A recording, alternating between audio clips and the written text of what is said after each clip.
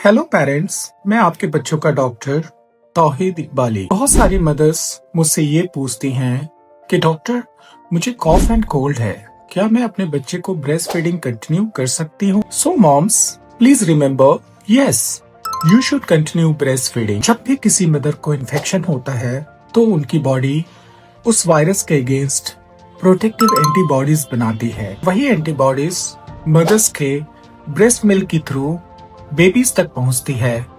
मतलब आप अपने बेबी को फ्री में प्रोटेक्शन दे रही हो। कुछ प्रिकॉशंस जरूर लें, जैसे कि मास्क पहने, फ्रिक्वेंट हैंड वॉशिंग करें, बेबी को हैंडल करते समय सैनिटाइजर से हैंड रब करें, बेबी के पास स्नीजिंग या कॉफिंग अवॉइड करें। So moms please don't stop breastfeeding just because of a simple cold.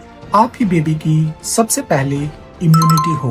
Save and share this reel with every new mom because your one share can protect many babies.